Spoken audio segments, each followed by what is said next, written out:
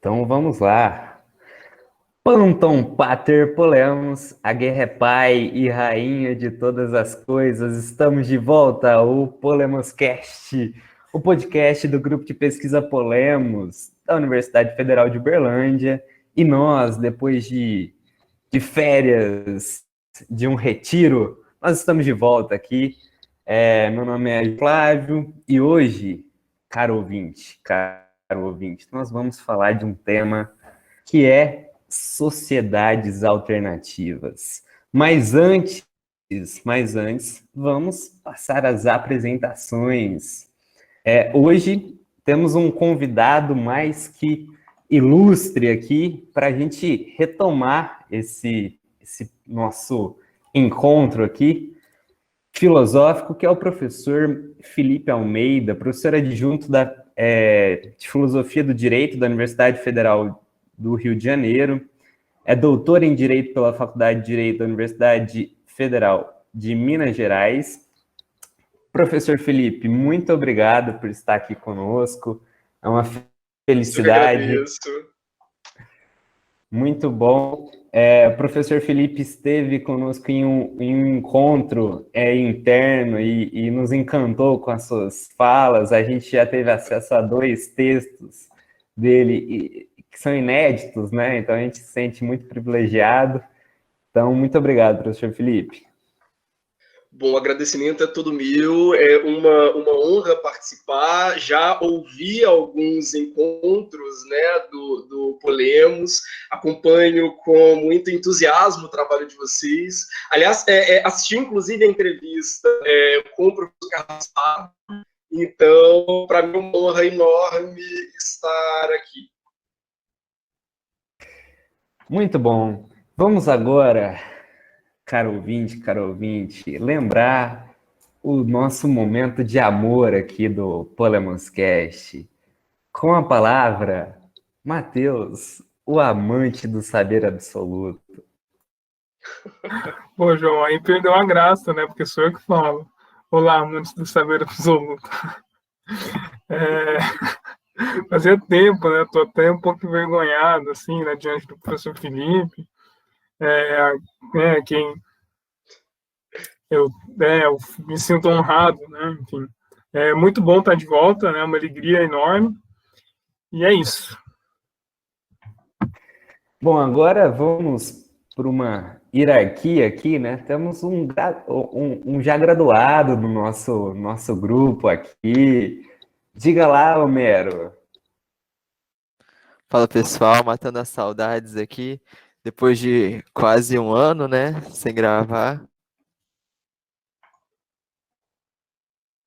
Bom, agora uma convidada que agora é parte do nosso grupo Polemos também, pela primeira vez no Polemoscast, Luísa. Oi, pessoal, sou quase uma graduada também, com um pezinho lá na graduação. Estreando meu primeiro Polemoscast, estou um pouco tímida, confesso, mas estou muito feliz de estar aqui, muito honrada também. Vamos embora. Vamos que vamos. Agora, quem está por conta da gravação de hoje não é mais o Benício da Rádio UFO. Agora é a Ana. Ana. Olá, pessoal. Espero que a gravação ocorra. Não sou a melhor pessoa para mexer com tecnologias, mas acho que vai dar tudo certo. É um prazer estar de volta aqui, conversando com vocês, com passar ideias alternativas para os ouvintes. Obrigada, professor Felipe, pela presença. É uma presença engrandecedora para a gente. Muito obrigada. Vamos passar aí pro tema do nosso podcast Ei, de ô, João, hoje. Diga. vai chamar a vinheta, não? Vai chamar a vinheta, não? Vamos passar o título e aí a gente chama tá. a vinheta. Atropelei. O título de hoje é Viva as Sociedades Alternativas, faz o que tu queres, nada há de ser da lei. Professor Felipe, chama a vinheta aí pra gente. Bom,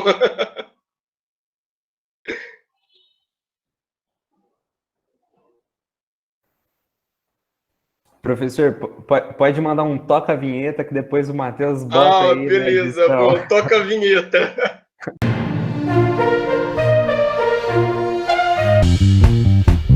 Boa noite, Isso aí, boa noite, professor Magalhães. Boa noite para vocês aqui na nossa tábua redonda virtual. Continuando as polêmicas do governo Bolsonaro. Essa questão, como você falou, da auxílio emergencial. E democracia. Ou Trump para deportar o Entral. O regimento interno do STF permite a abertura de investigações. Elogio da ignorância. Reflete muito na questão econômica do Brasil. A mentira tem um papel na política. Com a notícia do Globo. O guru, o presidente lá do trabalho, que chamou o Bolsonaro de inativo e covarde, disse que derrotaria o governo. Tem algum delay? Olha que doido. O Zeitgeist da semana, né? Bom, vamos lá. Professor Felipe, nós fizemos uma primeira pergunta aqui, né, para contextualizar quem está nos ouvindo. Você fez uma pesquisa aí com o título Filosofia do Estado e Utopias Históricas, né, comunidades alternativas como laboratórios de experimentalismo institucional. E aí, para a gente começar esse diálogo aqui, se você pudesse nos dizer aí o que são essas tais sociedades alternativas, ou como você mesmo diz no seu texto, comunidades intencionais, sociedades intencionais. Sim, sim. Bom, façamos como Jack o Estripador, né? Vamos por partes. Eu fiz o meu doutorado em utopias. O meu doutorado é sobre a maneira como as utopias funcionam como grandes metáforas da ideia de justiça. Por quê? Eu comecei a minha investigação tentando pensar como, na virada da Idade Média, né, para a modernidade, para a primeira modernidade, ou para a Renascença, né, como nesse processo de transição, não só o direito, tal como ele era vivido, vamos dizer assim, praticado, ele se transformou, mas também como as nossas representações imaginárias do que é uma sociedade justa e do que seria um ordenamento jurídico perfeito, como essas representações também mudaram. Então, se a gente para pensar, toda sociedade possui as suas fábulas, né, as suas lendas, os seus mitos sobre lugares lendários. Atlântida, Mu, Lemúria, o país de Cocânia, ou Cocaine, o que para mim é muito sintomático, né? Os medievais eles tinham seu país de Cocaine. Todos esses lugares de fábula, né, dizem muito sobre a maneira como uma sociedade se autocompreende e a maneira como ela vive a sua organização política e a sua organização jurídica. Então, eu queria tentar entender se todas as mudanças que a gente sabe que aconteceram de um ponto de vista institucional, né, na vida, vamos dizer, da cultura ocidental, na passagem do medievo para a modernidade, se essas mudanças elas refletem também nesses países imaginários, assim, nas fábulas, nas lendas, né, em como essas grandes metáforas que são, no fundo, né, essas sociedades imaginárias, né, essas grandes metáforas da justiça, se elas sofrem impacto. E a primeira conclusão, vamos dizer assim, a qual eu cheguei na minha pesquisa, é que a utopia propriamente dita, a ideia de utopia propriamente dita, né, ela é autenticamente, genuinamente moderna. A República de Platão não é uma utopia, a Ilha dos Amores de Camões não é propriamente uma utopia. O que diferencia a utopia? A utopia se diferencia pela ideia de que é possível fundar uma comunidade política e jurídica, né, puramente artificial. Quer dizer, o que muda se a gente pega o país de Cocanha, por exemplo, por que o país de Cocanha é uma sociedade ideal, perfeita, né, e objeto de fábulas, por aí vai? Porque o que muda no país de Cocanha é que a natureza é diferente da natureza comum. Então, das árvores brotam doces, brota comida, talvez brote até cocaína, né? Das árvores brotam todas as delícias que satisfazem as necessidades dos homens.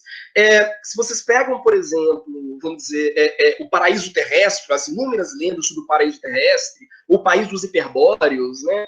O que muda é o caráter das pessoas. As pessoas são genuinamente melhores do que os cidadãos comuns. Na utopia, não. Thomas Moros, que cria o primeiro texto propriamente utópico, né, o termo utopia vem dele, Thomas Moros ele vai criar outra coisa. A utopia de Thomas Moros ela não pressupõe que as pessoas são melhores. Aliás, talvez até pelo contrário, né? Ela também não pressupõe que a natureza seja melhor na utopia. A utopia enfim, uma terra como qualquer outra, um território como qualquer outro, com pessoas que são como quaisquer outras, né? O que muda na utopia são as leis da utopia, são as instituições da utopia. A utopia, então, ela lança, vamos dizer assim, a ideia de que é possível construir do nada, quer dizer, ex nihilo, uma nova forma de organização da vida coletiva, uma forma mais justa de organização da vida coletiva. Ela parte do pressuposto de que as nossas maneiras tradicionais, né, de organização, né, do nosso trato diário com os outros indivíduos, por exemplo, mesmo aquelas que a gente toma como mais naturais, como casamento, né, todas elas podem ser revisadas e transformadas. Agora, o que muda de tão substancial da Idade Média para a modernidade, para que o Moros ele possa chegar a essa conclusão de que, olha, a minha sociedade não é uma segunda natureza, ela não é como uma colmeia, uma alcateia, ou um formigueiro. A minha sociedade ela é um produto construído pela deliberação dos indivíduos e que, por conseguinte, ela pode ser reinventada. O que muda? O que muda, antes de mais nada, é a conquista da América, a conquista do novo continente. Se vocês lerem a Utopia do Thomas Moros, ela imita, ipsis literis, digamos assim, a Carta Mundos Novos, do Américo Vespúcio, que teve foi um dos grandes best-sellers da história do livro, né, como objeto. Né? Mundos Novos é uma carta que se atribui a Américo Vespúcio, uma carta objeto de várias polêmicas, inclusive porque não se sabe ao certo se, quando redigiu a carta, o Américo já havia estado no novo continente ou não. Então, há toda uma polêmica em torno do texto, mas há dois elementos que vão impactar muito a intelectualidade europeia naquele período. O primeiro é a ideia de que existem sociedades que são sociedades funcionais, ou seja, as pessoas vivem e vivem bem, saudáveis, enfim, nessas sociedades, e que não tem nada daquilo que os europeus entendiam até aquele momento como essenciais para que uma sociedade fosse funcional. Não tem um modelo europeu de família, não tem um modelo europeu de governo, não tem um modelo europeu de mercado, e não obstante é uma sociedade absolutamente funcional. Então isso já é um grande choque, que mostra que é quase que uma experiência de alteridade, mostra que outras culturas podem criar outros modelos de convivência, né, e que passam ao largo daquilo que a Europa até então não entendia como óbvio. E um segundo ponto para muitos intelectuais, aquele novo território, vamos dizer assim, né, a ser desbravado e conquistado, surgia como uma espécie de tábula rasa, onde uma nova Europa poderia ser fundada ou poderia ser refundada sem os defeitos da velha. Não é à toa que tantos puritanos, né, ou tantos calvinistas, que é o que a gente chama de reforma da reforma, quer dizer, se tem a reforma protestante, você tem a reforma da reforma, que vai entender que a reforma protestante não foi suficiente porque não se livrou de todos aqueles elementos que teriam impregnado o catolicismo. Né? Não é à toa que muitos membros da reforma vão embora para as Américas na esperança de fundar uma sociedade efetivamente pura e decantada do nada. Né? Então, em virtude dessas duas razões, né, a América ela surge para a intelectualidade europeia como um terreno propício à utopia, como um terreno propício ao debate utópico. Né? Então, tanto a literatura utópica, os textos utópicos, né, vão sempre fazer remissão à América. Quer dizer, a começar da própria utopia do Thomas Moros, né, a América surge como esse campo onde novos lugares, né, lendários, com uma sociedade organizada de um ponto de vista mais justo, se implantam, como também um espaço para a criação de utopias históricas, ou seja, para a criação de novas comunidades nas quais novos modelos de vida social, sem os defeitos desses antigos modelos, eles podem ser inventados. Veja, isso é muito, repito, muito associado à ideia da América mesmo, ao território americano, visto, enfim, como essa tábula rasa, e muito associado à modernidade. Por quê? Pela consciência de que é possível inventar uma comunidade a partir do zero. Não sei se eu posso me aprofundar nisso, mas isso é muito novo. Se vocês observam, por exemplo, os gregos não acham que eu posso inventar uma nova cidade a partir do nada.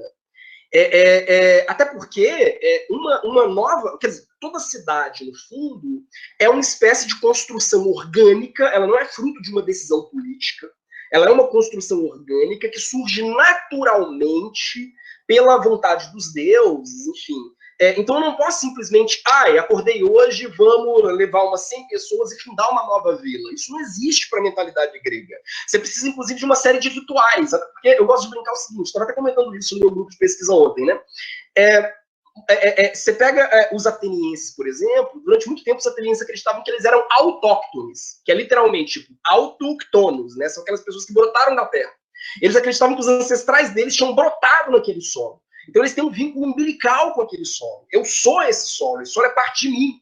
Então, por um lado, é um horror, não tem nada pior do que morrer e não ter os seus ritos funerários, né, realizados nesse solo aqui, no qual os meus ancestrais germinaram da terra, porque eu tenho um vínculo umbilical com esse solo, então se eu morro fora, significa que a minha alma jamais vai descansar em paz.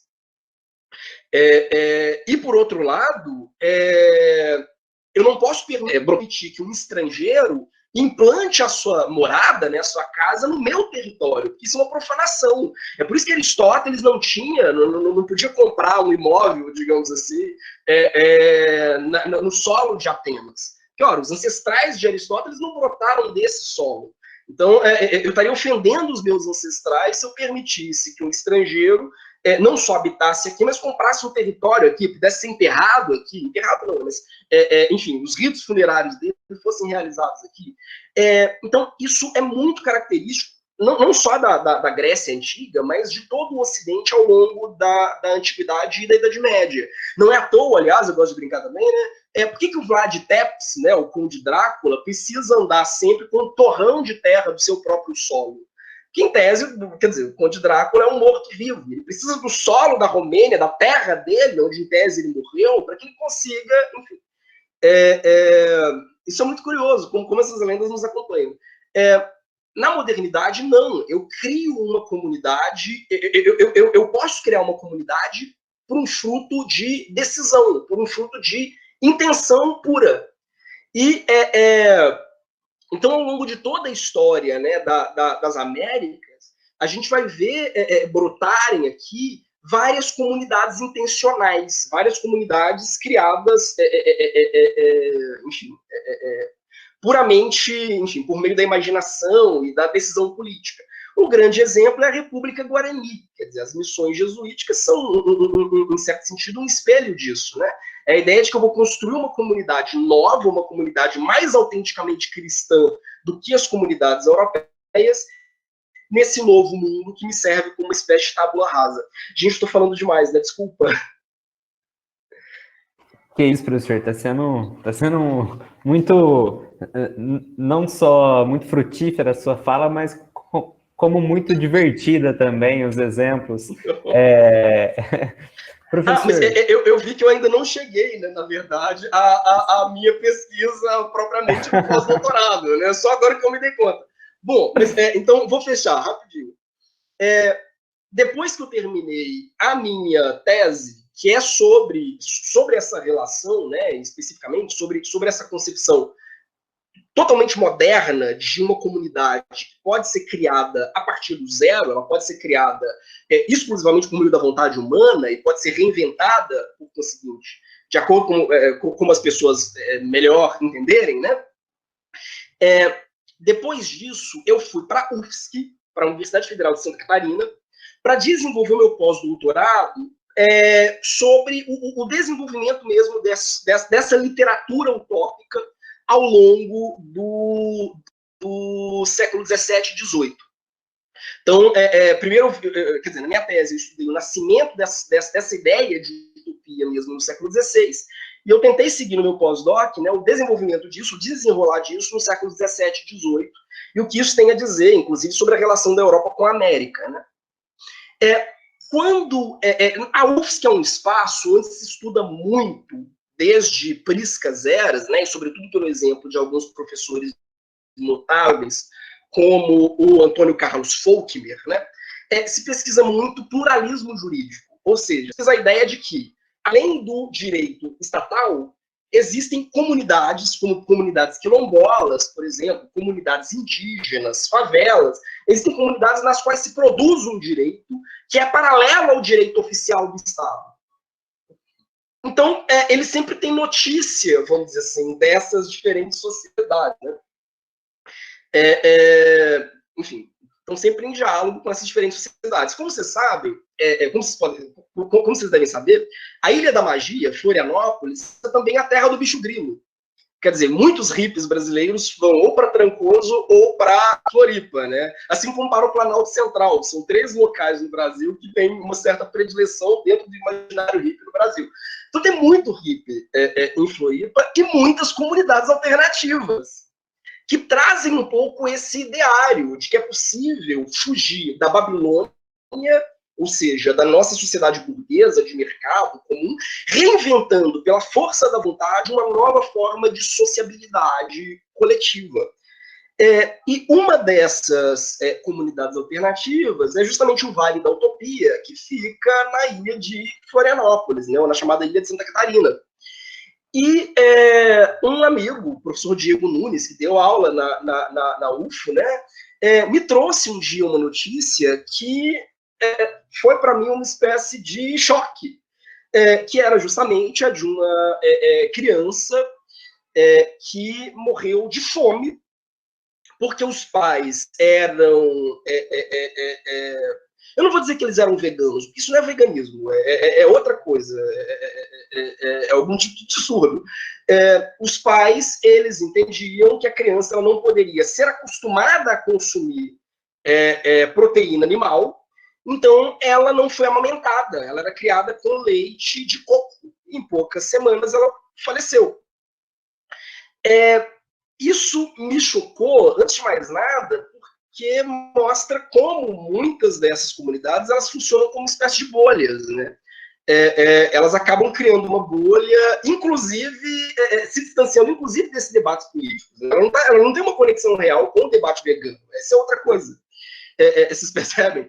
Então, isso me fez atentar para a necessidade de fazer um deslocamento na minha pesquisa. Ao invés de estudar exclusivamente utopias literárias e a maneira como a literatura ela reflete sobre as sociedades imaginárias, seria interessante fazer um pequeno passeio, digamos assim, por essas comunidades intencionais reais, ou que eu chamo de utopias históricas, que tentaram levar a cabo essa esperança, né, de reconstrução de uma sociedade do zero. Pessoas que, de fato, não só teorizaram em relação a isso, mas que, enfim, decidiram romper com a Babilônia, romper com a estrutura, enfim, de organização do Estado, tal como a gente entende, e recriar uma forma de vida comum, uma forma de organização social, uma forma de resolução de conflitos, né, puramente nova. E eu me dei conta do seguinte, boa parte das pessoas que estudam pluralismo jurídico no Brasil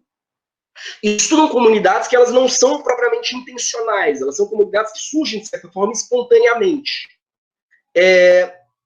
Mas eu pensei, poxa, por que não fazer essa investigação especificamente em relação àquelas comunidades que são deliberadas, e muitas delas são hiperformalizadas, inclusive. Elas têm estatutos, elas têm regras específicas, tipo, quase como um código definindo como os conflitos vão ser resolvidos, como as grandes decisões da comunidade vão ser tomadas. Então, elas são ultra formalizadas, né, também. Elas são muito pensadas antes de serem concebidas. Né? Elas não brotam, né? Então, elas traduzem também um certo imaginário do que viria a ser uma sociedade justa. Então, eu passei um ano, o meu segundo pós-doutorado na UFMG, sob orientação, meu primeiro pós-doutorado foi sob orientação do professor Arno Dauri, Arno Dauri Júnior, né? O segundo, sob orientação da professora Karine Salgado, que é uma grande filósofa do Estado da UFMG. Então, fui trabalhar com ela um pouco dessas comunidades. E com uma vantagem, porque não só eu estava trazendo todo esse arcabouço, né, de debate sobre pluralismo jurídico que o pessoal da UFSC tinha, como eu me dei conta de que eu tinha muitos colegas e muitos conhecidos que, depois de terminar o curso de Direito, surtaram, tipo, eu odeio essa vida, não quero entrar no tribunal nunca mais, e foram eles próprios vivendo em comunidades alternativas. Eu tenho uma amiga, uma figura maravilhosa, que ela morou durante muitos anos numa comunidade alternativa na Praia da Pipa. Nossa, eu tenho uma inveja enorme dessa mulher. Vocês podem imaginar por quê. Então, eu tinha algumas fontes, vamos dizer assim, com as quais eu podia conversar para tentar estruturar a pesquisa ao longo de um ano.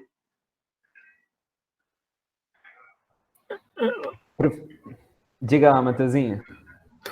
Não, só uma pergunta, professor Felipe, que eu queria saber um pouco mais sobre a sua abordagem, porque o título aqui do trabalho, né, ele fala sobre filosofia do Estado, né, filosofia do Estado e utopias históricas.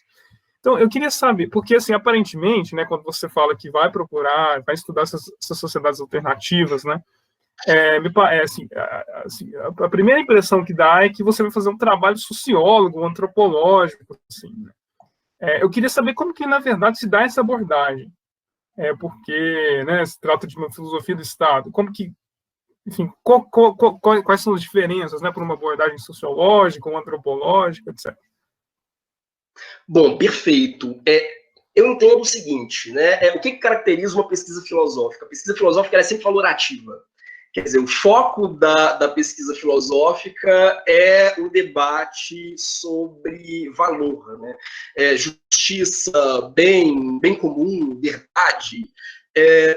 O que me levou a tentar formular um estudo de ordem filosófica dessas comunidades era ver o que elas entendiam como sendo um modelo de sociedade justa. Eu estou pouco preocupado em como essas comunidades efetivamente se organizam. Eu estou interessado em qual é a concepção de justiça imbuída, né, por trás desse projeto, em que medida ele é universalizável ou não.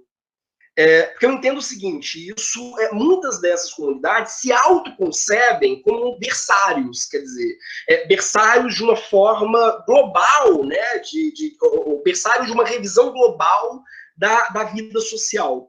Então, muitos deles chegam a dizer isso. Olha, na verdade, isso é um modelo em pequena escala do que pode ser o mundo do aquário. Quer dizer, a partir daqui, nós estamos desenhando, não de uma perspectiva puramente teórica, mas de uma perspectiva prática, embora teoria e praxis aqui caminhem muito próximas, até pelo fato de serem comunidades intencionais, então elas surgem no papel, digamos assim,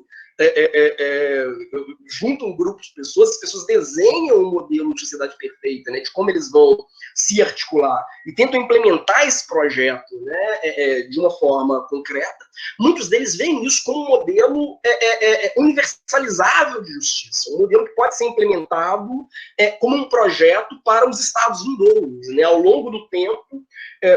Eles podem vir a gradualmente dinamitar a Babilônia, né, digamos assim, e forjar um novo projeto de Estado.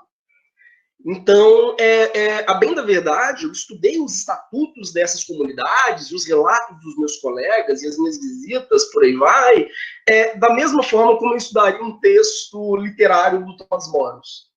Eu sei que é terrível dizer isso, né? Pode deixar muitos colegas antropólogos, sociólogos escandalizados, mas a minha perspectiva foi essa, foi ler essas comunidades como um texto.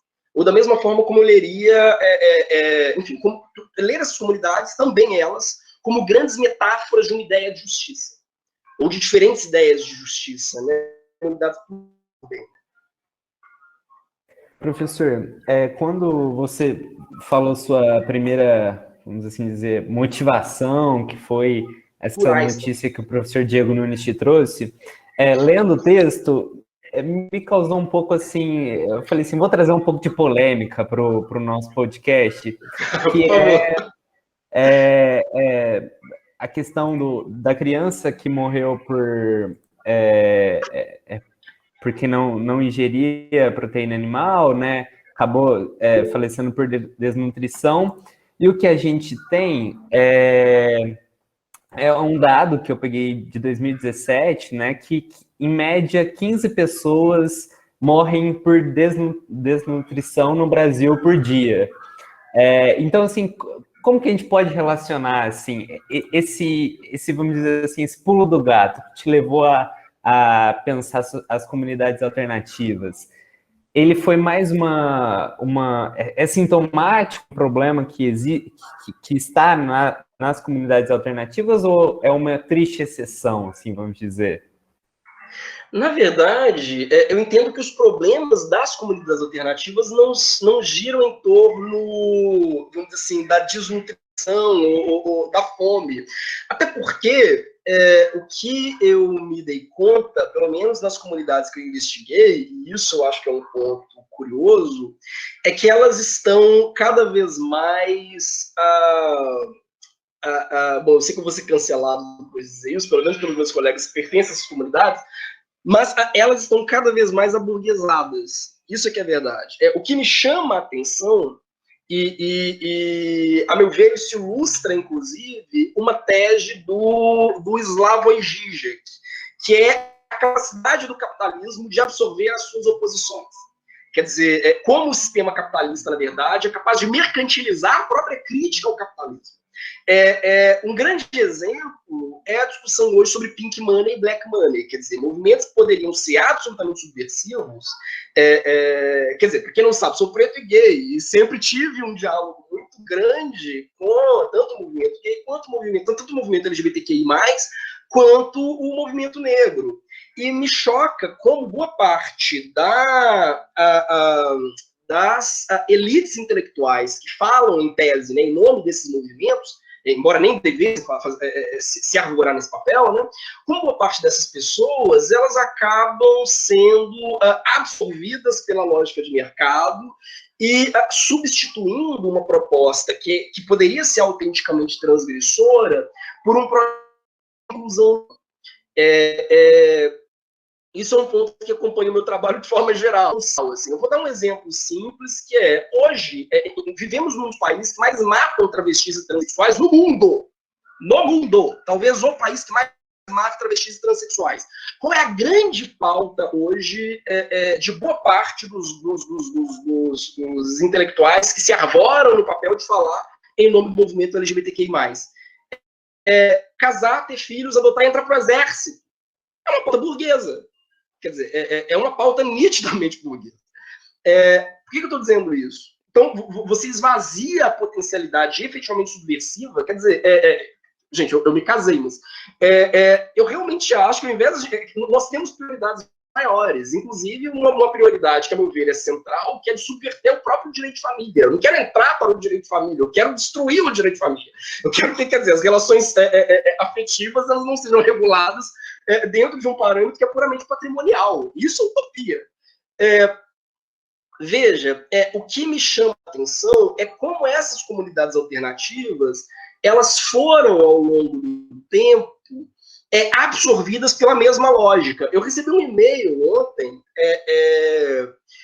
enfim, um e-mail de uma conhecida que hoje vive numa comunidade alternativa e eles vendem agendas. A comunidade funciona como uma espécie de fábrica de agenda. Eles vendem agendas estilizadas. Eu falei, gente, um dos principais lemas, vamos dizer assim, envolvendo as comunidades alternativas que foram sendo fundadas na década de 70, é justamente abandonar a lógica e criar comunidades autogeridas, que se alimentam, que produzem aquilo que eles comem, quer dizer. Então você tem uma comunidade que ela se insere como uma espécie de máquina produtiva dentro do mercado. Isso hoje não é exceção. Essas comunidades elas não são autossuficientes. de um ponto de vista econômico, elas não conseguiram ser autossuficientes. Não acho que seja problema delas, não. O problema é da maneira mesmo como o mercado se estrutura. Então, elas foram plenamente absorvidas no mercado. Elas funcionam como uma espécie de bolha.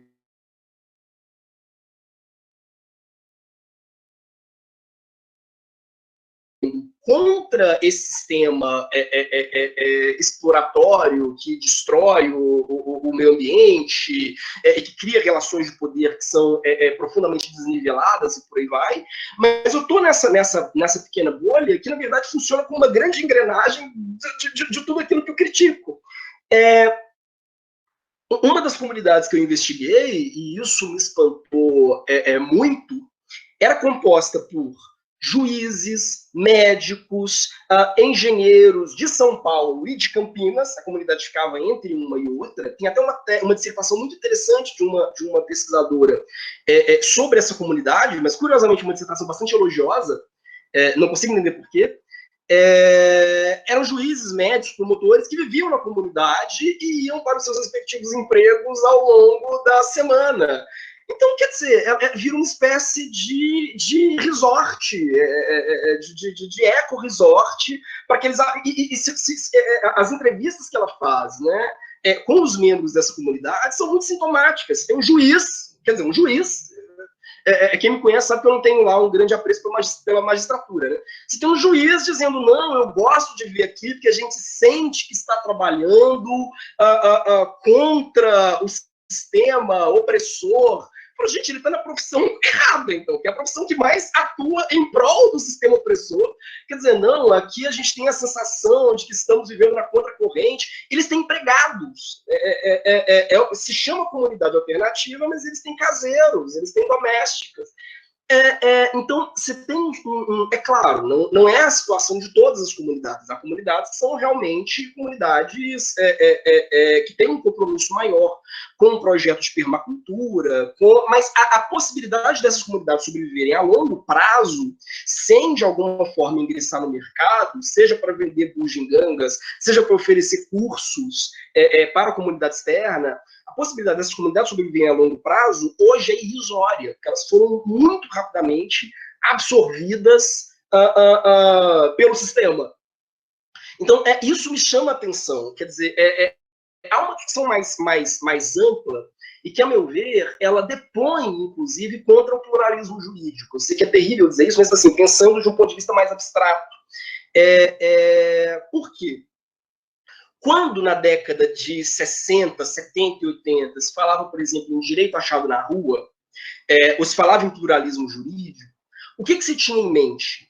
Que existe um compromisso umbilical entre o Estado e as leis produzidas pelo Estado hoje e o capitalismo, que há uma necessidade, né, assim como a necessidade de uma moeda única dentro de um território, há necessidade de uma legislação única dentro desse território, de um único procedimento de resolução de conflitos, para que o capital se imponha, e foi isso até muito tempo, né? A gente pega o Max Weber, né, ele fala um pouco disso, de assim como houve um processo de apropriação dos meios de produção, né, por parte da burguesia, haveria também um processo de apropriação dos meios de gestão. Então, assim como a burguesia centraliza os meios de produção, né, em torno de um pequeno grupo, uma pequena classe, né, a gente tem um estamento burocrático que centraliza os meios de gestão. Eu sei que estou sendo muito abstrato, mas então, você tem a necessidade, digamos assim, para o mercado se impor, de um Estado forte e centralizado.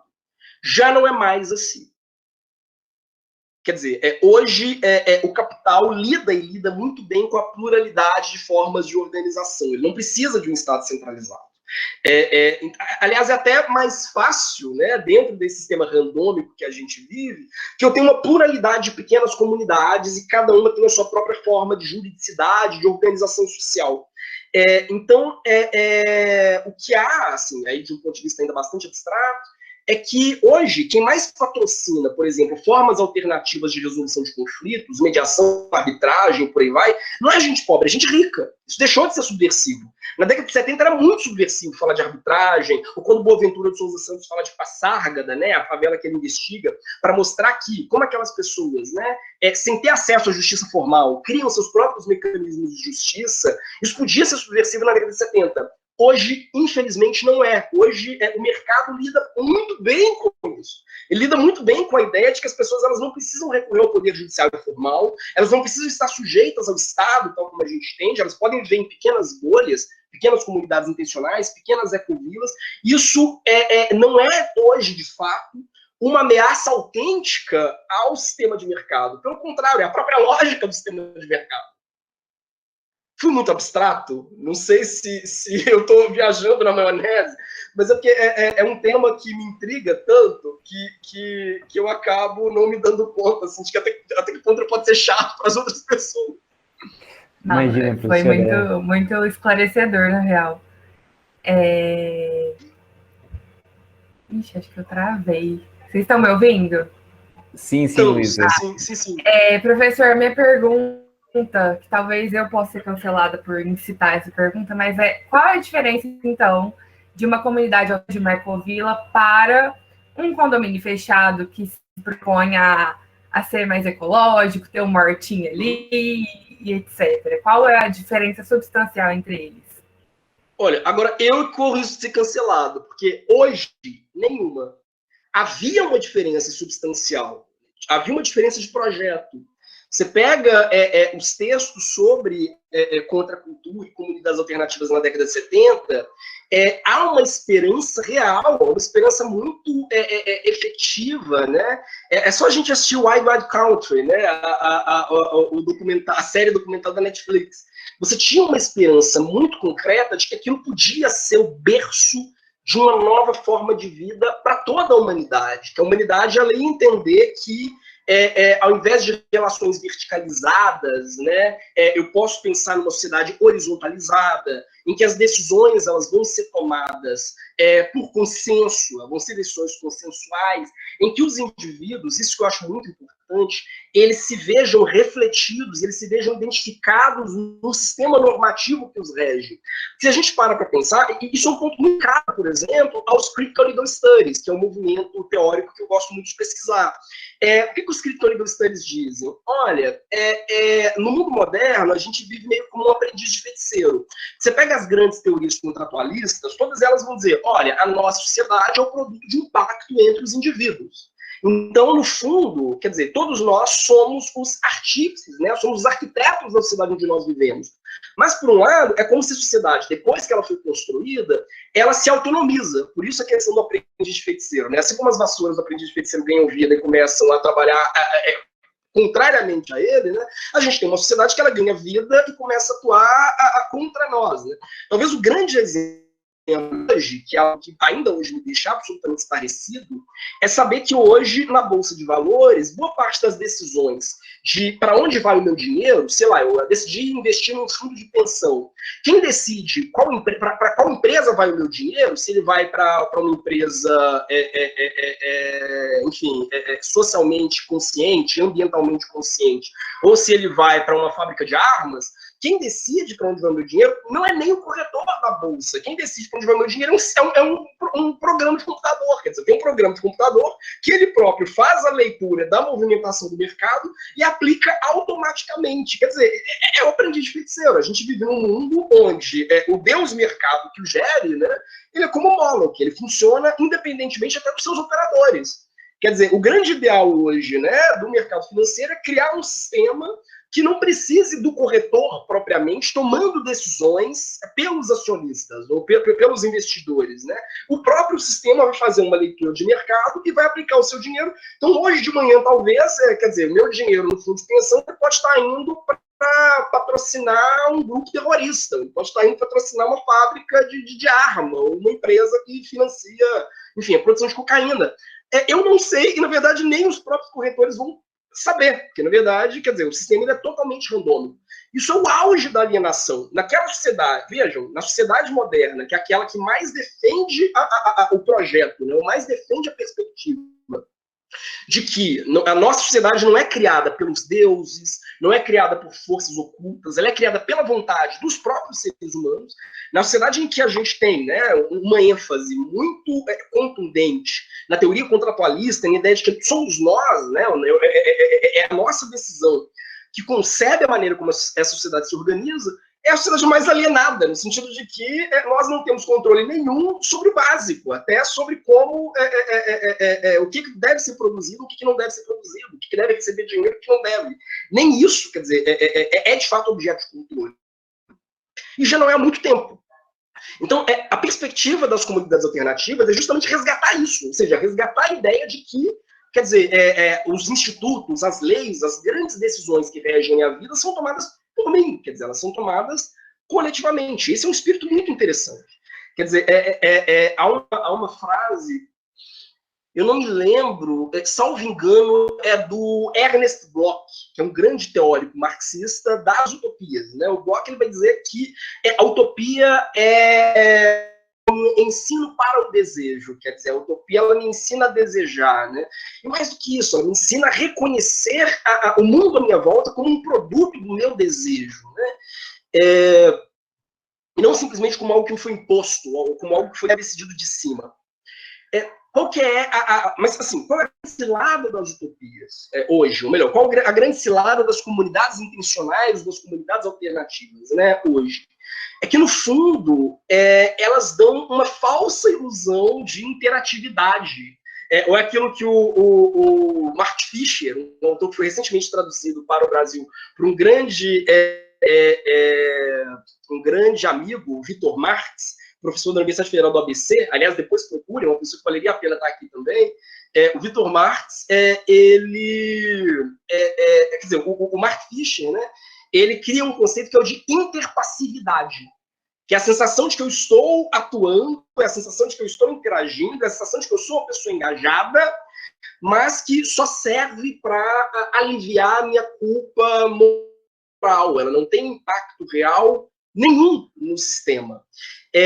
Isso funciona em tudo, quer dizer, o Zizek até comenta, né, por que as pessoas compram no Starbucks um café caro, ruim, mas porque o Starbucks tem consciência social, quer dizer, 1 centavo de cada compra do Starbucks vai para crianças da Unicef.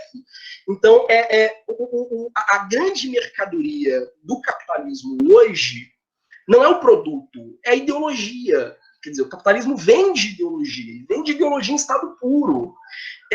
Ele vem de um modo de vida. Aliás, Nietzsche dizia isso, né, também. Nietzsche dizia que viria uma era no qual as pessoas iam trocar de modos de vida como quem troca de roupa. Então, hoje eu quero aderir à cientologia. Então eu vou para uma comunidade alternativa de cientólogos. Eu sinto que eu vivo plenamente esse ideal da cientologia.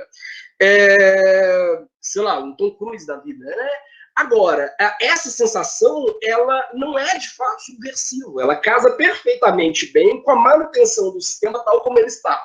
Esse aqui é o grande perigo hoje, né?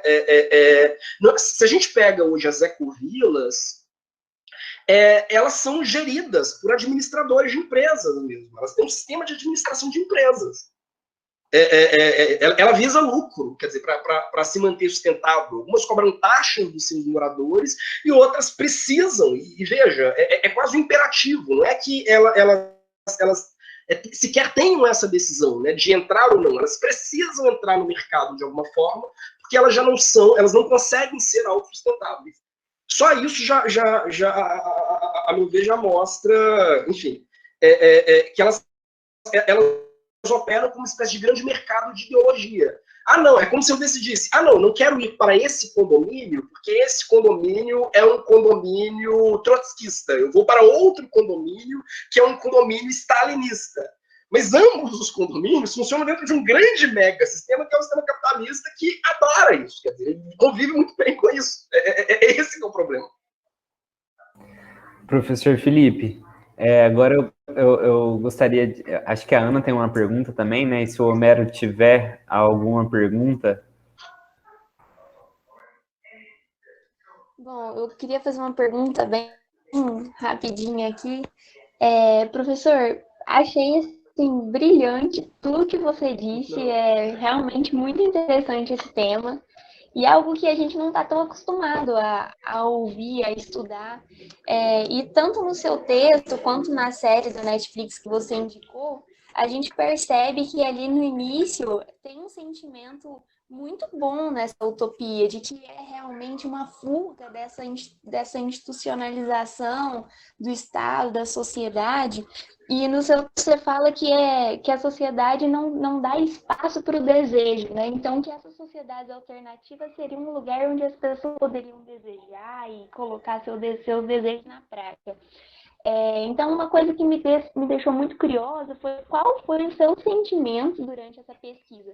O que você imaginava que seriam essas sociedades alternativas e o que você descobriu no final? Você, assim, chegou já imaginando que seria essa decepção, de certa forma, ou você realmente acreditava na utopia e se decepcionou no final? Olha, é uma ótima pergunta, porque eu me considero um hippie. Realmente, quer dizer, eu não sou. Sempre me considerei uma espécie de hippie. Eu não sou, tô longe de ser stalinista, digamos assim, né? Mas sempre achei que. Sempre fui muito fiel, né? Àquele velho adágio do New Age, né, da nova era, da imaginação no poder. Então eu imaginava, meu Deus, vou ter finalmente a possibilidade de entrar em contato com comunidades que experimentam isso que eu venho sonhando há tanto tempo na prática, de forma tão radical, né? Eu pensei, inclusive, em criar, aliás, eu tinha até um título, né? Eu pensava em criar, como um projeto de extensão, uma de comunidades alternativas, se chama OCA, que, enfim, existem tantos projetos. Eu pensei, poxa, por que eu não crio um observatório para pensar em novas práticas, né, de resolução de conflitos, novas práticas sociais que surgem nessas comunidades e poderiam ser trazidas para o mundo do direito para subverter, enfim,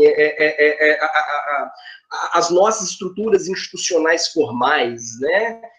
Então, eu via com grande expectativa essas comunidades. E cada uma dessas experiências acabou me colocando em xeque. Foi terrível para mim. Quer dizer, esse ano de pesquisa foi absolutamente desesperador. Exatamente por me convencer de como esses projetos eles estavam efetivamente desconectados das lutas reais, como de um ponto de vista estratégico eles tinham sido totalmente esvaziados de qualquer potencial verdadeiramente emancipatório, como isso coloca um problema, vamos dizer assim, coloca um problema para todo mundo, como eu, repito, saudoso da década de 60, que eu não vivi, né? Todos que cultivam, de certa forma, uma espécie de nostalgia da década de 60, hoje precisam. Aliás, no colégio, os meus colegas diziam, né, que aquele filme Aquários era a tradução perfeita do que eu era quando adolescente. Né? Hoje, quer dizer, isso coloca um desafio, que não há como, talvez, enfrentar o sistema neoliberal a partir de ações que elas são setorizadas. Não há como escapar do sistema neoliberal sem pensar em um projeto de poder que ele seja conglobante, que seja, de fato, um projeto de tomada do Estado. Isso, para mim, é muito duro, na verdade, chegar a essa constatação. Né? Mas isso põe uma questão, inclusive, não só em relação ao movimento hippie, né, do qual essas comunidades surgiram, mas ao movimento LGBTQI+, ao movimento negro, ao movimento feminista. Não há como pensar em conquistas de direitos que não sejam conquistas, que não seja um redesenho global da sociedade em que nós vivemos e que, de fato, tem uma dimensão estratégica de tomada de poder. Porque conquistas parciais ou pequenas bolhas, enfim, de justiça social, elas fatalmente serão absorvidas e convertidas em commodity. É claro que eu estou indo muito além do que a minha pesquisa me permite inferir, assim, é só uma intuição, mas é uma intuição que tem me guiado depois dessa pesquisa, porque foi realmente muito triste, foi muito triste. Eu pensava, nossa, vou passar um ano viajando para diferentes ecovilas, eu vou me reconectar com a minha espiritualidade, eu vou ler o Osho. Aliás, eu comecei essa pesquisa, eu já lia um pouco do Osho, já tinha alguma notícia dele, mas eu não tinha visto Wild Wild Country, né? Então, para mim, foram vários choques em sequência, digamos assim. Professor, o papo tá excelente, assim, nossa, assim, é um momento único mesmo aqui pra gente, mas eu sou o responsável pelo tempo, então eu vou perguntar se o Homero tem alguma pergunta, senão a gente já vai partir para o quadro novo aqui do programa. Eu queria perguntar, professor, o que você pensa sobre o legado que essas comunidades podem deixar, assim? Se é possível falar alguma coisa já sobre isso. Sim, bom, de um ponto de vista, vamos dizer assim, de ideais, né? Eu acho sensacional e acho que nós precisamos resgatar essa noção de que as nossas práticas, os nossos costumes, os nossos hábitos, eles podem ser revisados. Acho que eu não sou como é que eu vou dizer?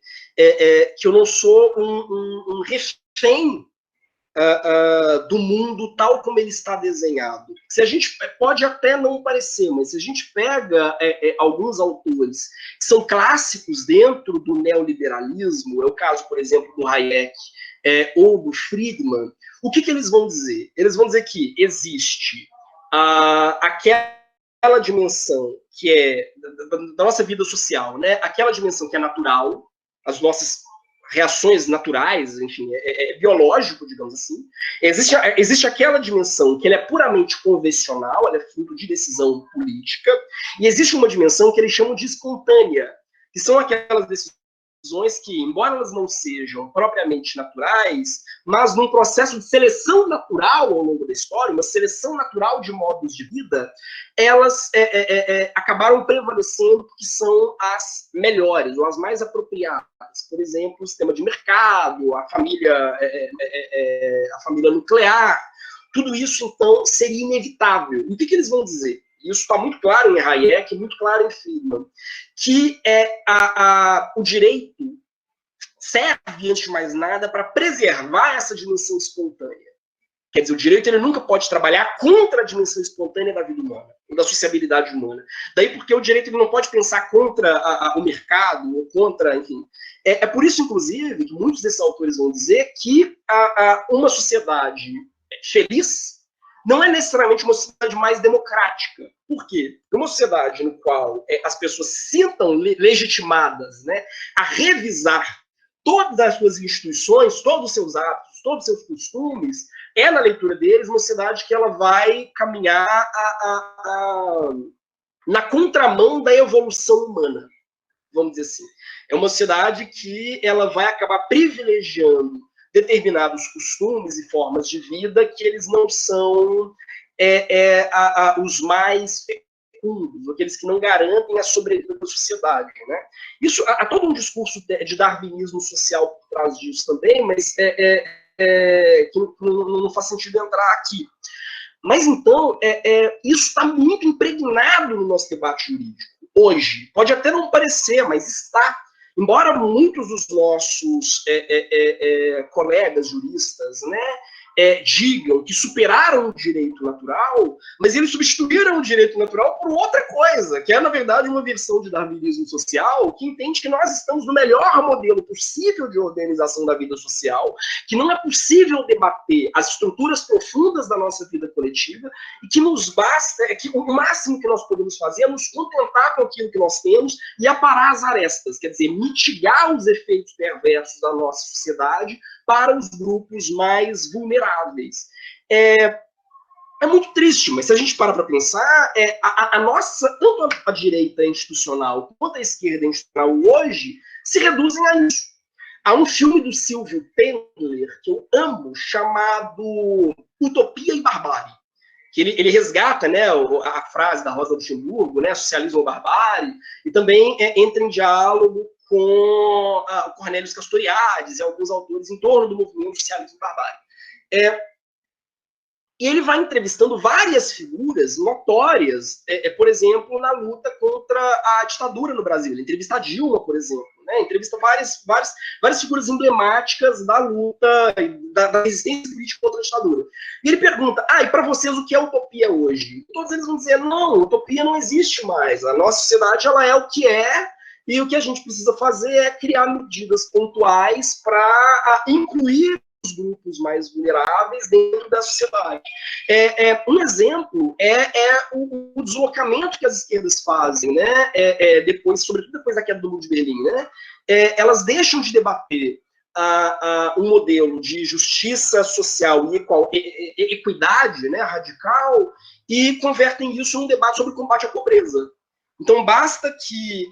não é à toa que um autor, por exemplo, como John Rawls, tenha se tornado tão significativo dentro da discussão contemporânea, né? Porque o que o Rawls vai dizer? Ele vai dizer, olha, o sistema de mercado é o que dá, vamos dizer, é o que nós temos. O que a gente precisa fazer é pensar em medidas nos quais os benefícios, vamos dizer assim, né, da desigualdade não representem prejuízos substanciais ou prejuízos radicais para os mais vulneráveis, né?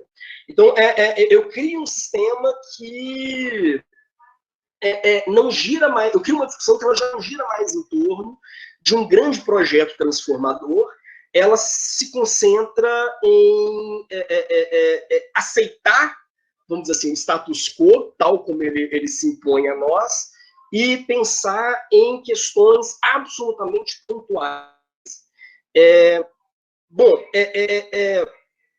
Reitero, né? Não é à toa. Aliás, estou citando figuras de esquerda, mas a própria direita encampa esse discurso também, né? Não é à toa que desde 2021 Dória está virando uma figura na luta pela representatividade, né? Olha só, eu fui o primeiro a vacinar uma mulher negra, porque precisamos empoderar as mulheres negras. Gente, isso é o João Dória, o mesmo que oferece ração de cachorro para pobre. Então, são essas ciladas, né, essas armadilhas, que eu acho que, inclusive, as experiências utópicas, elas ajudam a repensar. Elas vão dizer, não, a gente precisa sonhar um pouco mais, né? A gente precisa ser um pouco mais pretensioso, a gente precisa ser um pouco mais polêmico, precisamos ter um pouco mais de gana, né? Simplesmente nos satisfazer com o que aí está. Acho que se existe um legado que esses movimentos trazem, é esse, né? E em tudo, quer dizer, não é simplesmente mudar o sistema econômico, é mudar tudo, mudar os nossos sonhos, a nossa sexualidade, mudar a nossa estética, enfim, mudar o nosso corpo, quer dizer,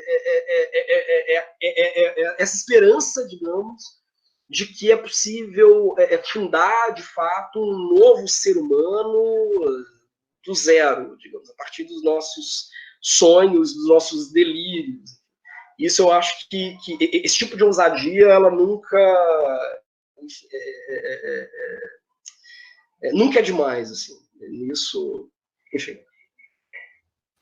Professor Felipe, Obrigado. depois Eu que agradeço.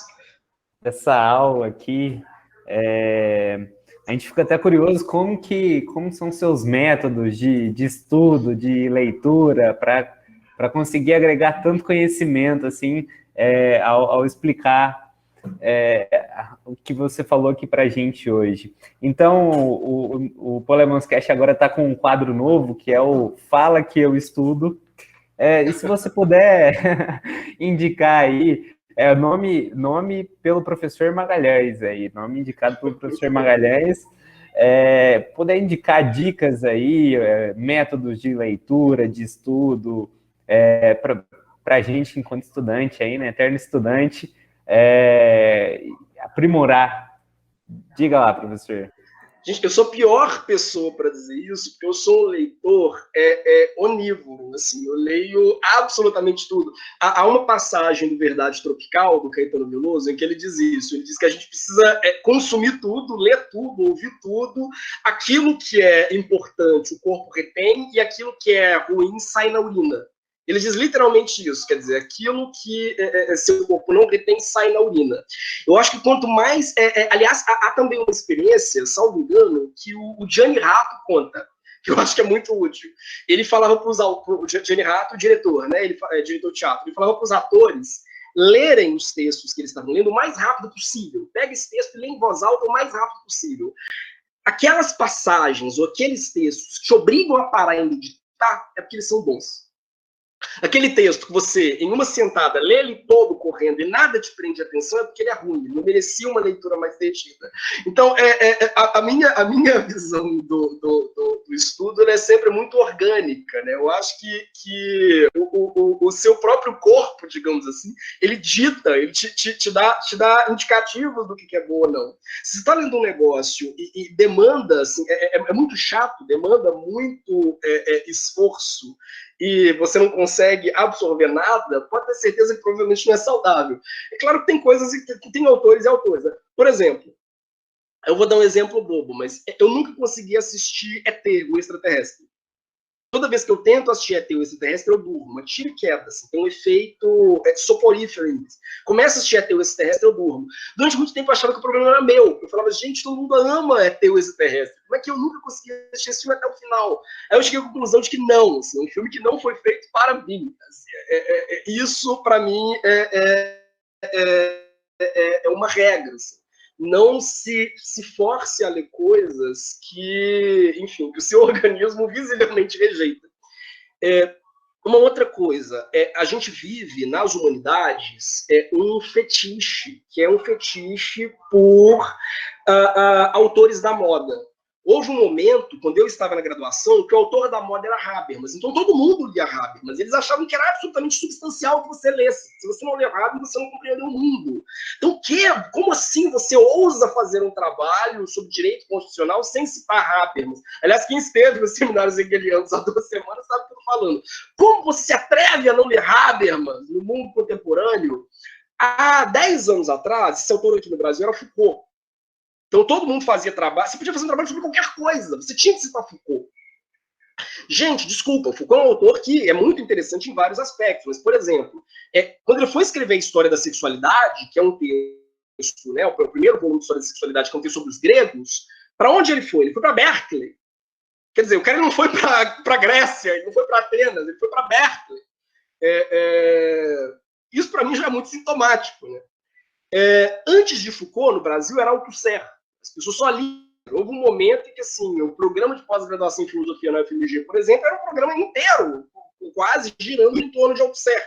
Hoje, quem fala de Althusser, quem lê Althusser, quem precisa de Althusser. Então, isso é uma cilada, assim, evitem autores da moda, leiam pelo menos os clássicos, assim, é bom sempre voltar. Platão, Aristóteles, Tomás de Aquino, Kant, Hegel. Por quê? Porque são autores que eles foram decantados pelo tempo. Assim. Eu também acredito que o tempo ele decanta as obras. Então, assim, são autores que não estão sujeitos às flutuações do tempo e podem te dar uma dimensão muito mais sólida de conhecimento do que essa gente da moda, assim. Eu, a bem da verdade, eu continuo estudando, apesar de eu sempre gostar de ler muita coisa aleatória, mas eu continuo tendo o mesmo projeto, as discussões que eu estou travando hoje, pode mudar em termos, assim, das minhas posições e tal, mas em termos de temas de interesse, são os mesmos desde a graduação, que é a transição entre a modernidade, entre a Idade Média e modernidade, o que nos torna modernos, né? O que nos torna livres enquanto sujeitos modernos, a nossa autoconsciência. Tudo isso me acompanha, porque, na verdade, eu sei que, no fim do dia, a minha companhia ela continua sendo o meu Maquiavel, ela continua sendo o meu Thomas Moros. Se você não toma esses autores como referências absolutas, né, se você não entende, né, o cânone como um cânone, né, como um guia de orientação, o risco é que você vai ficar tão perdido quanto muitos dos meus colegas são. E aí, só para fechar, né, Eu tenho colegas que são assim, como aquele menino lá dos seminários hegelianos, o louco do Habermas. O problema dessas pessoas o que está na moda hoje? Habermas, então eu vou estudar Habermas. Aí Habermas saiu de moda, e não só saiu de moda, é visível hoje no mundo que nós vivemos, que é uma teoria filosófica que ela não só não serviu como instrumento de combate ao neoliberalismo, como contribuiu para ele. Então, Habermas, aliás, Roger Scruton já dizia isso, né? Tem um livro do Roger Scruton que ele fala isso em letras garrafais. É um livro chamado Pensadores da Nova Esquerda. Aí, no capítulo sobre Habermas, ele diz o seguinte: eu não vou criticar Habermas, porque, na verdade, Habermas é um autor de direita que as pessoas acham que é de esquerda. Então, para mim, é maravilhoso. Eu, como autor conservador e aristocrata, isso Roger Scruton dizendo, Habermas é uma maravilha, porque ele atrai jovens incautos para a direita sem que eles saibam. Quando eles vão ver, eles já estão pregando, enfim, livre mercado e por aí vai. Mas os meus colegas, que em geral fazem isso, eles acabam mudando de objeto de pesquisa muito rápido. Não dá tempo, inclusive, dessas questões, não dá tempo deles formarem as próprias posições, que eles ficam o tempo inteiro correndo atrás daquilo que está na moda, ou tentando se atualizar aquilo que está na moda, né? Não vou citar nomes, mas igual. Eu tinha um colega que só estudava Habermas. Aí, quando Habermas caiu em desuso, vamos dizer assim, aí ele decidiu fazer um giro queer. Agora ele só estuda Judith Butler. Como eu presumo que a Judith Butler ela vai cair em desuso daqui a alguns anos, então a pessoa, eu não estou dizendo que as pessoas não devam estudar essas coisas também. Eu acho que é importante você ler de tudo. Eu li muita coisa do Habermas, por exemplo. Né? Agora, se você não tem como os clássicos da sua área, vamos dizer assim, como referência, a possibilidade de você fazer um trabalho que é meramente flutuante, que ele não cria raízes, né, é muito grande, é muito, muito grande. Vira um negócio superficial, assim, você vai estar o tempo inteiro correndo atrás daquilo que está up to date, né? É bovarismo isso, né? Esse apreço desesperado por grandes novidades, né? Não dá para fazer trabalho sério assim. Muito obrigado, professor. Agora nós vamos para o último quadro do Polemos. Estamos aí chegando, estourando o nosso tempo, que é o quadro demais. Polemos, de indicações de leitura, e alguns subversivos vão indicar também séries, livros, filmes, né? Bom, vou indicar o meu aqui hoje, que é um livro que eu já indiquei no início do Polemoscast, que é O Senhor das Moscas, que eu acho que é um livro muito, muito interessante para a gente pensar, e tem um pouco a ver do que a gente conversou aqui hoje. Então, essa é a minha indicação. Vou passar agora primeiro para o Mateuzinho. Diga lá, Mateuzinho, você ficou muito tempo aí, o que você vai indicar para as nossas ouvintes, para os nossos ouvintes? Pois é, eu tô pensando aqui, mas eu acho que eu vou indicar um livro que eu li recentemente, que me marcou muito, que eu acho que assim,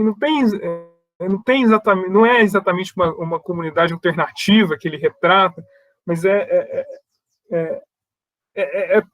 a formação de uma nova comunidade, assim. Ele retrata um pouco de maneira assim, literária, que é 100 Anos de Solidão, do Gabriel Garcia Marques, que é maravilhoso, assim, né? E fala, assim, obviamente é literatura, né? Mas eu consegui só pensar nesse livro, e como ele foi uma leitura recente, fica aí com Gabriel Garcia Marques, 100 Anos de Solidão. Excelente. Agora, eu vou seguindo a ordem que está me aparecendo aqui no computador. Ana, o que você vai indicar para a gente hoje? Gente, a minha indicação de hoje é uma indicação subversiva. Eu tive que decidir indicar um filme que já foi citado aqui no podcast várias vezes. Já tivemos um podcast só para o filme, que é o Capitão Fantástico. Eu acho que ele casa muito bem com o assunto de hoje. Não é uma tentativa de criar uma sociedade alternativa, acho que poderia ser mais uma aldeia alternativa, mas é um filme que me instiga muito. Agradeço muito Polemos por ter me apresentado esse filme, acho que é a melhor indicação que eu tenho para fazer hoje. Luísa, sua primeira indicação aqui no Polemos. Minha primeira indicação já vai ser controversa, porque vai ser uma série. Mas uma série que é uma das que eu mais gosto da minha vida e que ela não é sobre isso, ela é sobre um publicitário, mas ela tem vários momentos de mostrar as comunidades alternativas convergindo com esse mercado publicitário nos Estados Unidos dos anos 60. Então é muito interessante de ver esses publicitários indo para esse meio e como que isso se dá. É Mad Men, não sei se alguém já viu aqui. É uma série que eu gosto muito e que tem alguns momentos sobre essas questões controversas que a gente falou hoje. E um livro, para não ser tão polêmico assim, eu vou indicar um livro que eu estou lendo agora, que chama Atenção, o autor é Alex Castro. Ele tem muito essa pegada de uma vida comunitária mais pacífica, mais altruísta e ativa de um modo... enfim, coisas que a gente pode fazer no nosso cotidiano. Homero, qual que é a sua indicação de hoje? Bom, como faz tempo que eu não indico, vou indicar 2, que são os que eu tô lendo atualmente. Chama Essas Verdades, da Jill Lepore, que conta meio que uma história dos Estados Unidos, assim, para desconstruir e reconstruir, né, que é as noções que a gente tem de lá. E esse outro chamou Polímata, uma história cultural de Leonardo da Vinci, a Susan Sontag, que é do Peter Burke, que conta, assim, história de vários polímatas, pessoas que têm interesse por várias disciplinas, e até hoje, então, essas são as minhas indicações de hoje. Bom, chegamos na indicação do professor Felipe. Professor Felipe, antes eu gostaria muito de agradecer esse tempo que você passou aqui com a gente. Foi eu que agradeço. Bom, não só pelo conteúdo, que foi fantástico, mas também para a gente voltar a ter esse momento de gravação de podcast aqui. Então, faça suas indicações, faça algum jabá que quiser, se quiser indicar seu grupo de pesquisa, fique à vontade. Bom, então, já que fui autorizado, né, convido a todos a participar do CERCO, meu grupo de pesquisa, Controle Estatal, Racismo e Colonialidade. Esse semestre estamos debatendo, esse mês, né, na verdade, estamos debatendo Dialética da Colonização, do Alfredo Bose, que é um livro, na verdade, sobre literatura brasileira. Ele vai pensando a história do Brasil a partir de algumas obras, né? Essa semana, por exemplo, a gente debateu os Sermões do Antônio Vieira, quer dizer, lido pelo Alfredo Bose, né? E a gente sempre faz essas discussões em cotejo com filmes. Então, por exemplo, a gente discutiu hoje Palavra e Utopia, quer dizer, essa semana a gente discutiu Palavra e Utopia, que é o filme do Manuel de Oliveira, que tem tudo a ver com as minhas pretensões, né? Daqui a 2 semanas a gente vai discutir José de Alencar, lido pelo Alfredo Bose também, juntamente com o filme República Guarani. Então, enfim, já estão todos convidados, encontros são sempre abertos, temos pessoas de várias áreas, também da música, enfim. É sempre um prazer. Como livro também, já que eu posso fazer vou citar antes de mais nada o meu próprio livro, Crítica da Razão Antiutópica, foi publicado pela Loyola, naquela coleção de filosofia de capa cinza, está à venda nas melhores casas do ramo e nas piores também. Aliás, o dia que eu vi o meu livro sendo vendido nas lojas americanas, eu caí na gargalhada. Eu falei, gente, é um livro, em tese, é um livro anticapitalista vendido pelas lojas americanas. Então, foi uma felicidade muito grande. Além disso, quer dizer, para mim, eu acho que é crucial, né, para essa discussão, o Wild White Country, que é um livro muito, uma série documental, né, da Netflix, muito interessante, sobre a tentativa de criar uma comunidade alternativa nos Estados Unidos, sobre as mazelas, né, envolvendo a criação dessa comunidade alternativa. Aliás, o Osho é uma figura muito controversa, os escritos do Osho são muito interessantes. Eu não sei se você sabe, mas o professor Luiz Alberto Vará, que eu não cheguei a ter aula, mas que era assim, a personificação do jurista hippie no Brasil, né, uma figura sensacional, ele recomendava Osho para os alunos. Ele falava, não, lê Platão para quê? Leia Osho. Assim, ele era obcecado por Osho. Há vários artigos dele que ele cita Osho também, né? Então, me pergunto o que ele ia achar do Wild White Country. Recomendo demais. há um filme que eu gosto muito, do Ang Lee, chamado Aconteceu em Woodstock, que fala muito dessa esperança em torno de uma reconstrução, de uma revisão da sociedade. Quer dizer, ele é um grande diretor, né? A Festa de Casamento, tem vários filmes muito interessantes. E Aconteceu em Woodstock é um filme lindo para pensar essas relações. Eu falei de Aquários, né? Também acho que é um filme bastante simpático, bastante divertido, para pensar esse ideário. E um outro filme, gente, é um filme ridículo, mas que ele é tão ridículo que eu acho que vale a pena ver, que é Viajar é Preciso, com o Paul Rudd e a Jennifer Aniston, uma comédia romântica passada dentro de uma comunidade alternativa. Então, um dia que vocês não tiverem nada para fazer, todo fim de semana, não quero assistir nada que envolva qualquer comprometimento emocional, é um filme, assim, é o que a gente espera de um filme com o Paul Rudd e a Jennifer Aniston. Assim, não espere nada mais do que isso. No que ele pretende, ele é muito competente, assim, que é realmente uma comédia romântica passada dentro de uma comunidade alternativa.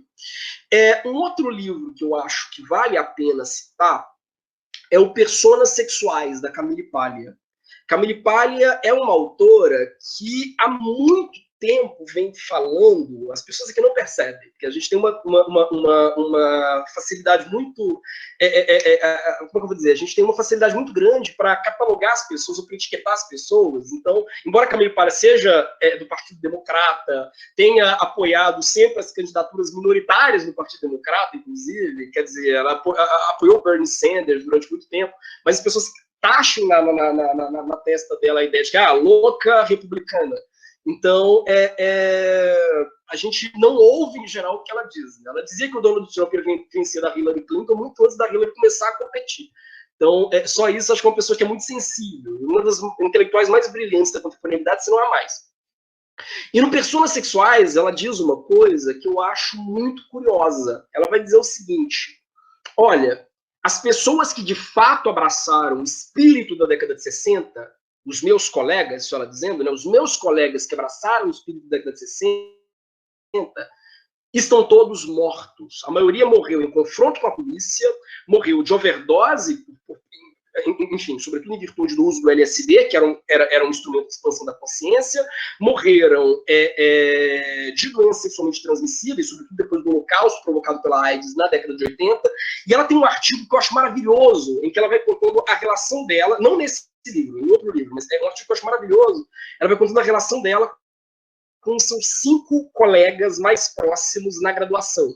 Ela era ítalo-americana, vários colegas eram judeus, gays e tal. E ela contando como era a amizade deles, a vida que eles tinham, enfim, como era uma vida intensa, ela falando, fulano morreu num confronto com a polícia, fulano morreu de AIDS no ano de 1900 e tal, fulano morreu de overdose no ano tal, fulano ainda vive, mas abandonou a universidade, agora vive como mendigo nas ruas da cidade tal. Então ela vai contando a trajetória deles. Por que ela faz isso? Porque ela vai dizer, olha, o que Judith Butler estava fazendo na década de 70, quando a gente estava apanhando da polícia? Ela estava puxando o saco do orientador dela de tese. Então ela vai contando como várias celebridades da nova esquerda nos Estados Unidos, na verdade, são ultra-burgueses. Ela fala, olha, se eu sentar aqui para contar o salário dessas pessoas, vocês vão ficar chocados. Então, é um texto de uma pessoa que se considera como realmente uma egressa, né, das lutas contraculturais dos anos 60 e 70, que estão muito associadas às comunidades alternativas e tal, e ela vai mostrando qual foi o destino real das pessoas que tiveram esse comprometimento, que não são as pessoas que hoje reivindicam esse espírito contracultural, mas que nunca foram contraculturais, elas sempre foram burgueses. Eles usam isso como uma espécie de slogan, uma espécie de logotipo. Eu vou dizer, olha, não tem nada de subversivo em Judith Butler, fui colega dela, sei exatamente o que ela fazia quando a gente estava apanhando na rua. Isso é uma leitura muito interessante. Então, ela traduz toda a frustração e todo o ódio que ela tem dessas pessoas, tanto no Personas Sexuais, que é talvez o magnum opus dela, né, quanto em vários pequenos artigos em que ela vai alfinetando esse povo todo. Né? Ela fala, olha, quando o Foucault estava em Berkeley curtindo praia, a gente estava sendo agredido pela polícia. Então, acho que vale muito a pena. Assim, uma autora que vale a pena para pensar para fazer um meia-culpa, vamos dizer, fazer uma reflexão de perdas e ganhos sobre o legado da nova esquerda e o legado da contracultura da década de 60 para cá. Professor Felipe, muito obrigado por essas indicações. Acho que o pessoal que ficou carente das nossas indicações aqui vai ter muito o que fazer nos próximos meses aí. Enfim, acabou o Polemoscast, a gente é assim mesmo, acaba assim. Gente, até a próxima.